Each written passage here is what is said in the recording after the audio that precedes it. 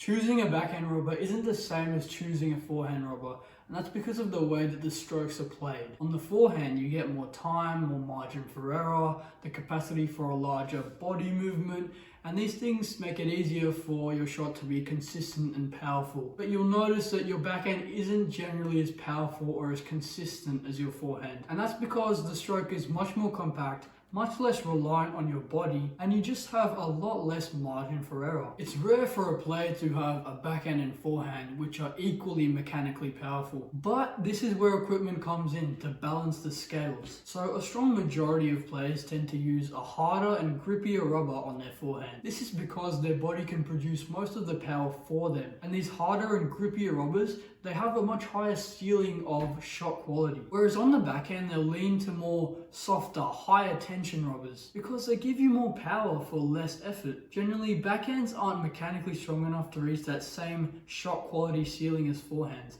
That's why players tend to go for the rubber that has more for less. So as a real world example, someone might use Dignics 09C, Hurricane 3, something like that, a harder and grippier rubber on their forehand that gives them this really high ceiling for spin and speed because they can produce the power themselves and hit that ceiling. But on the backhand, they might choose to use a 𝗕𝗫𝗎 5, 𝗕𝗫𝗎 64, 19, one of the softer 𝗕𝗫𝗎 rubbers, because they're softer, higher tension. They give you more quality for a smaller shot, less effort. Now I hope the difference between choosing a forehand and backhand rubber is clear to you now. So let me give you some recommendations. And don't worry, these aren't be all end all. You can still do your own research, look them up, test them out, but this is what I've looked up and what I've used in real life. So I've put 2 or 3 rubbers each in 3 different level categories. And the first category is the category of pure control, if you're focused on getting as many balls on the table as you possibly can. So if this is your goal, I'd look at something a little bit soft like the 𝗕𝗲𝗃𝗏 𝗕𝗫𝗏 or the 𝗕𝗲𝗃𝗏 𝗕𝗫𝗃 from 𝗲𝗏. These 2 rubbers I've tried and it just feels like I have so much margin for error.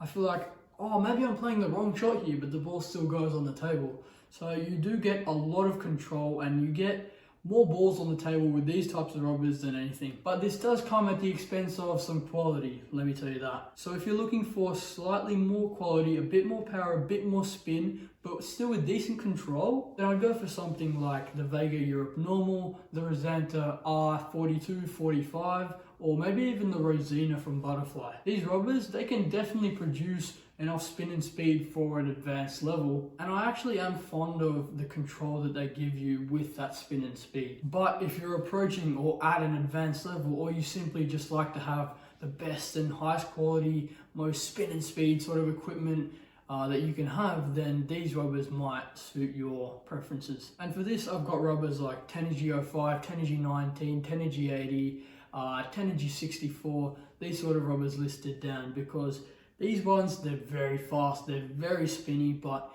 if you were to give it to a player that's not as developed and doesn't have as much touch or control in their hand, then I feel like you could be losing out on a lot of shots on target. You would really be making a lot of mistakes if you didn't have a strong technique already. But yeah, that was my simple little video on how to choose your backhand rubber. It's also good that you know that it's not the same as picking a forehand rubber.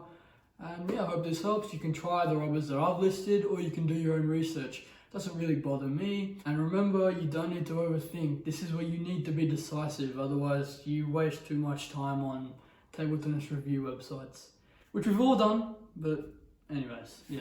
That's all from me today. I'll see you in the next one.